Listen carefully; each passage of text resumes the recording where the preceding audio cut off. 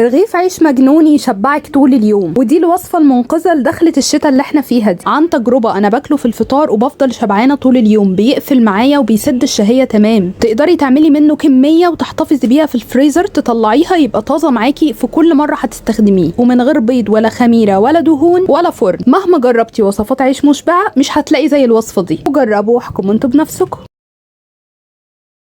كل اللي انا هحتاجه علبة صغيرة من الزبادي اللي هي بتكون 105 جرام او تقريبا 3 معالق كبيرة، وكوباية من دقيق الشعير، وبستخدم دقيق الشعير بتاع سنبلة الفرات خطير، وقبل كده كنت بستخدم دوبيلا، كلهم حلوين. انما اللي هتجيبيه سايب ده بيبقى بقى ممكن مخلوط انواع دقيق تانية، بيبقى فيه نسبة من المرارة. ناس كتيرة قوي بتشتكي الشكوى دي لانه بيبقى قديم. المرارة اللي في اي نوع دقيق عموما ده معناه ان الدقيق ده قديم او سوء تخزين كده يعني، لكن مفيش حاجة اسمها دقيق مر. واخيرا بيكنج باودر. اللي هيقول لي ينفع اشيل الزبادي من الوصفة، عملت معاكم يا جماعة قبل كده عيش الشعير بالمية وبس، خطير كان وانتفخ كده معايا في التسوية في الطاسة. بس هو في النهاية بيبقى زي قوام الكريب، يعني اكنك بتاكلي كريب اكتر من انه عيش تورتيلا، يعني بيطلع خفيف كده وجميل. وهسيب لكم لينك الطريقة بتاعت العيش ده تحت في صندوق الوصف. هي علبة الزبادي، هما علبة صغيرة او 3 معالق كبيرة، رشة ملح، وهنزل بالدقيق للعجن تدريجي. انا معايا كوبايه، يمكن احتاجها كلها، يمكن اقل، يمكن اكتر. نوع العيش ده انا سبق وعملته معاكم بدقيق الحبه الكامله، عملته معاكم بدقيق جميع الاستعمالات الخالي جلوتين برضو بتاع شركه سنبلة الفرات. بجد عيش خطير يا جماعه في النتيجه النهائيه. مش هنسى وانا بشتغل كده البيكنج باودر، يعني معلقه صغيره كده، معلقه الشاي، واكمل اضافه دقيق لغايه لما العجينه تبقى معايا يعني متماسكه، اقدر ان انا اشكلها عيش عادي جدا، ما تبقاش ناشفه. موضوع سهل جدا واي حد يقدر يقوم ينفذه، ما فيهوش بقى افتكاسات واختراعات. انا هكمل كوبايه الدقيق بقى كده. انا استخدمت كل كوبايه الدقيق. هشرب العجينه بشويه الدقيق دول. العجينه فعلا ظبطت جدا اهي بكوبايه دقيق الشعير، ما احتاجتش اكتر منها. اهو عجينه طريه على فكره، فيها تلزيقه، بصوا بتلزق نوعا ما، بس مش هزود تاني دقيق. زي ما قلت لكم مش هنشف العجينه. دقيق الشعير من انواع الدقيق اللي مليانه الياف، فلو انا قعدت ازودها في دقيق هتبقى مكتومه قوي العجينه، وفي النهايه العيش برضو هيبقى مكتوم كده وناشف. لازم طبعا قبل التشكيل اسيب العجينه تريح لمده مثلا 10 دقايق ربع ساعه، علشان يبقى الفرد العيش معانا سهل.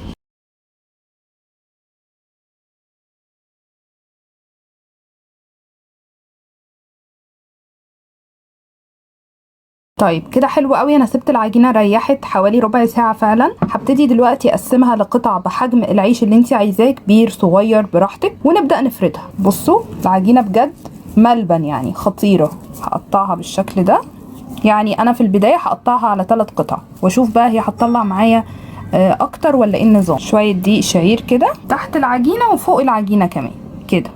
انتوا عارفين انا بحب جدا ازود حبه البركه في العيش، فهعمل كده.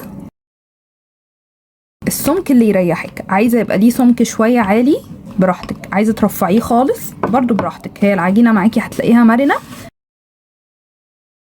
والله انا شايفه ان مقاس كده العيش ده حلو جدا، ده السمك اللي انا فردت بيه كده ممتاز. ونكمل فرد باقي العجينه، يعني التسويه بتسيب الاول العيش يريح شويه. شويه حبه البركه، حبه البركه دي بتنقل العيش في حته تانية خالص. اهو بالشكل ده، وافردي افردي افردي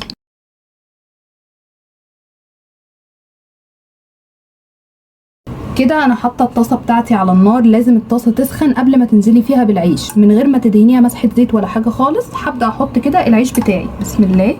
طبعا انا عاملاه على مقاس الطاسه بتاعتي بالظبط عشان يطلع مظبوط. يعني درجه الحراره بتخليها متوسطه، مش هاديه جدا ولا عاليه جدا، وفي نفس الوقت زي ما قلت لكم لازم الطاسه تبقى سخنه. هتلاحظي بقى بيعمل كده فقاقيع من الهواء، وده طبيعي جدا في التسويه. اول ما يبدا ان هو يتشمع كده من تحت تقلبيه على الوش التاني. طريقه تسويه العيش ده ما بتسيبيهوش على ناحيه واحده كتير، لا كل شويه بتقلبي فيه على الوش التاني. عارفين العيش اللي هو كده بيشم النار يستوي؟ الوصفه دي كده ما بيحتاجش وقت كبير خالص على النار، وكل ما طولتي عليه في التسويه ممكن ينشف معاكي. طبعا كده انا ابتديت التسويه باول رغيف، سبته يريح عبال ما كملت فرد باقي العيش. كده الرغيف ده استوى، مش هطول عليه على النار اكتر من كده علشان ما ينشفش، هطلعه على طول واغطيه كمان بفوطه. وهكرر تاني نفس الخطوات اهو. هاخد الرغيف التاني هنزل بيه كده، طبعا الطاسه سخنه من تسويه الرغيف الاول، ففي ثواني هتلاقيه يعمل لك فقاقيع كده من فوق الوش. تبتدي تقلبيه على الوش التاني. درجه الحراره بتظبطيها تبقى كده متوسطه، مش عاليه جدا وطبعا مش هاديه.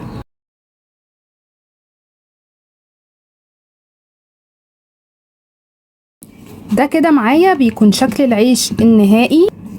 بصوا الجمال يا جماعه، وطري قد ايه، بسم الله ما شاء الله، خطير. الكميه اللي انا عاملاها دي طلعت لي 3 رغيفه الحجم ده، وواحد كده صغير عامل زي بتاع الفول والفلافل. لو هتستخدمي طاسه واسعه هيعمل معاكي ممكن رغيفين بالكتير. خطير وطري وجميل جدا. اهم حاجه بعد التسويه تحطيه في كيسه وتقفليها او تغطيه بفوطه علشان يحتفظ بالطراوه بتاعته والجمال. رهيب، ريحته عيش بلدي واحلى كمان، والله ريحته حلوه جدا.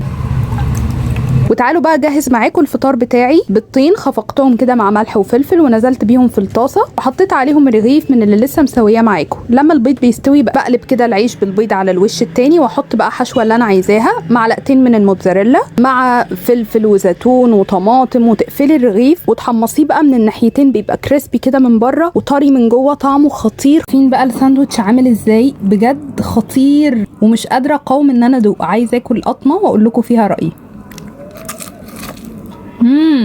جماعة تحفة، تحفة فنية. شايفين عامل ازاي؟ غيرتي في طعم البيض تماما، اكلتيه بشكل مختلف، بطعم مختلف. ما تزهقيش ابدا من اكل الدايت ولا تقولي ان هو ممل. نوعي وغيري فيه بالطريقة اللي تحبيها.